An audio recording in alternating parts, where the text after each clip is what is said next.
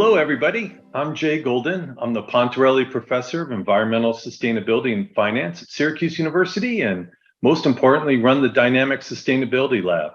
Today, we are so fortunate to have Chris Renaud with us.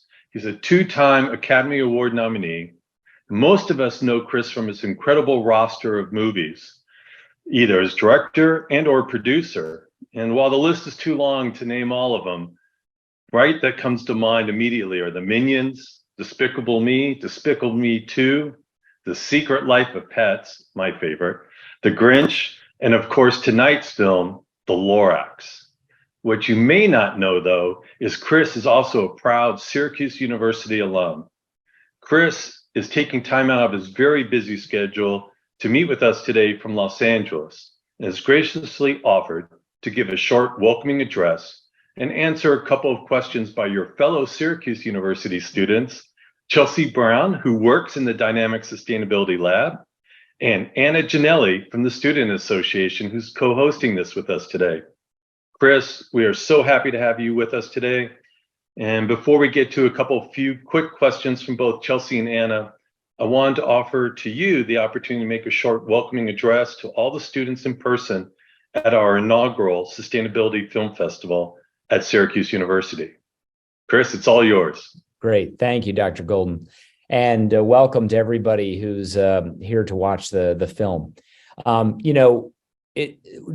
on the Lorax was really a special experience for me. It was the second film that I directed.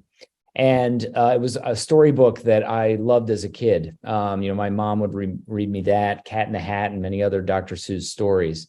But of course, that one had some very powerful imagery that stuck with me even as I became an adult. With the trees chopped down, even the colors with the deep blues and the purples. And, when the project came up, it felt like an opportunity to tell a story that in an entertaining way that hopefully better allows the message to resonate.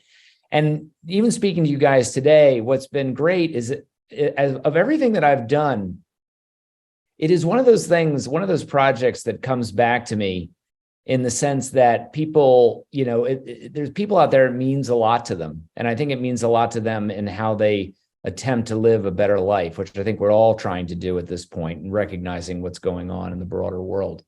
So anyway, it's been a pleasure to be part of that project. And, for me, I started at the College of Visual and Performing Arts as an illustrator. I was not in the film school.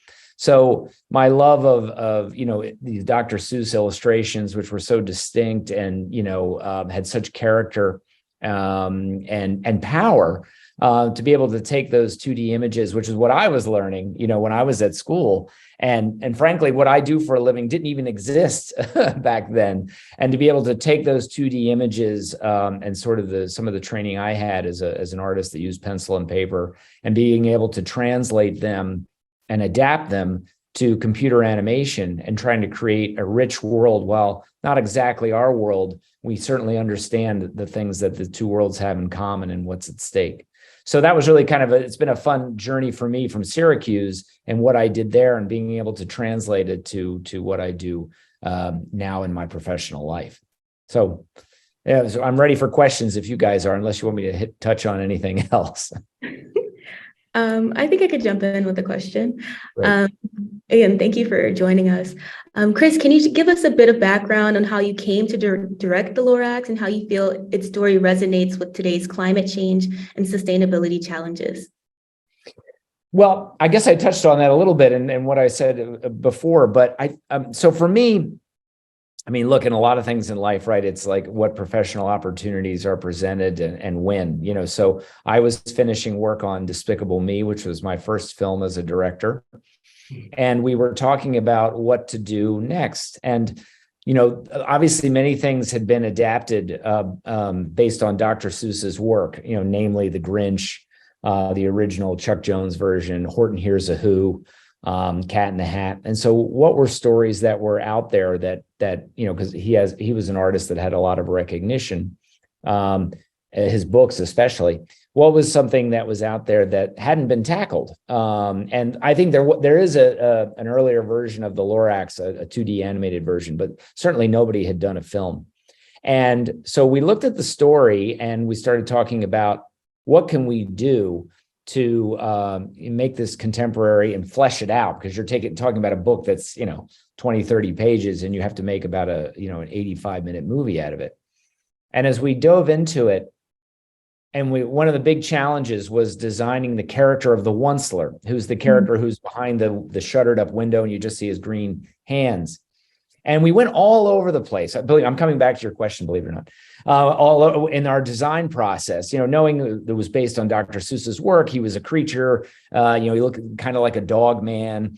And as we went along, what we realized was he had to be us. In other words, he had to be human, because that's what the story is about, is what we're doing, what, our experience of living on this planet. So, he became the character played by Ed Helms, who's really just a man who's trying to, build his business, initially has good intentions, but then quickly gets lost in greed and more of his own selfish desires.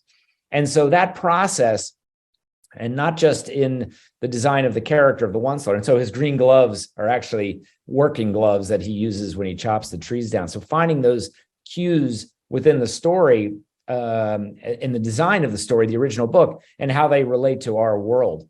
And another aspect of that is Thneedville, which, is kind of, when you come into the movie, it's kind of a wonderful, cool place. But then just beneath the surface, you realize it's all rotten. And we were thinking about things, that are manufactured by us, things like Las Vegas or Disney World or Dubai, these kind of completely manufactured environments that humanity has managed to create, and of course all the drain on resources that creates. So again, in the design of the movie and thinking about sustainability and the environment, taking a children's storybook which has rather fanciful images and looking for ways to translate them, adapt them so that they're relatable to our world, because that's really what the story is about.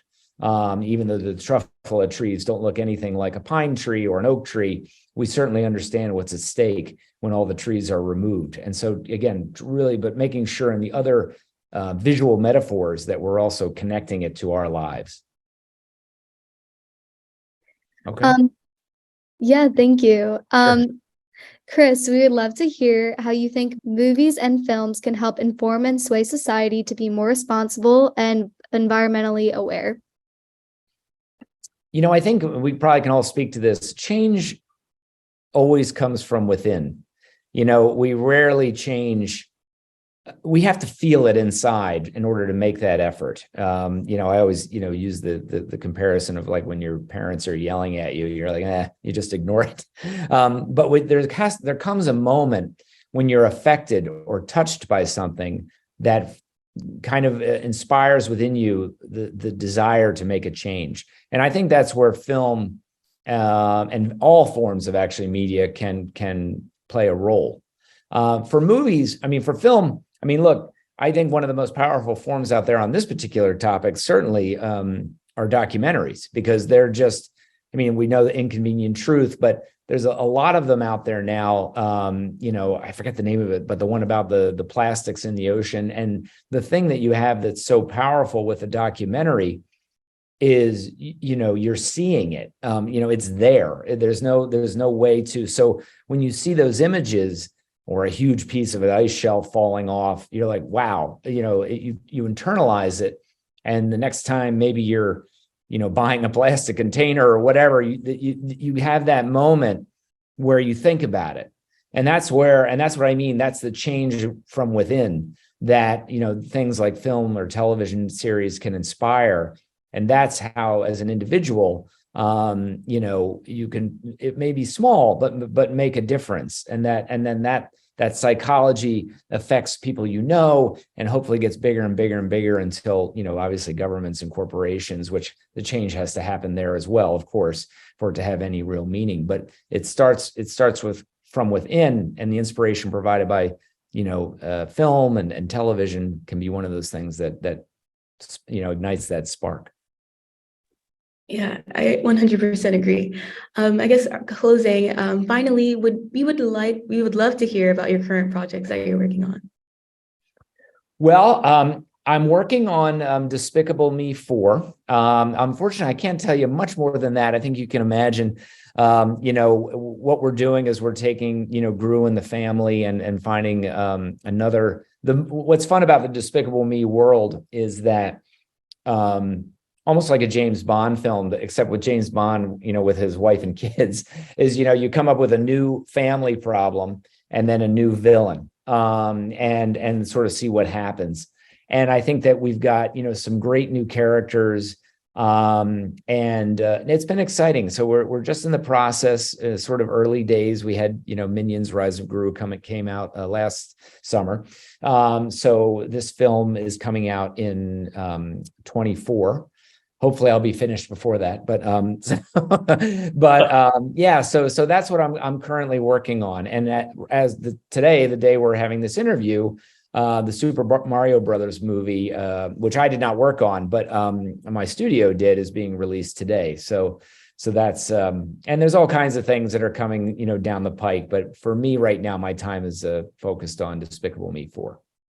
That's great. And Chris, thank you so much for meeting with the students and with me today, and for your support for the Sustainable Syracuse Initiative. And we hope maybe you can animate a little bit of Syracuse University in one of your future films. Hey, listen, the Lorax is orange. So that's right. That's true. All right. Go Orange. Thank you again.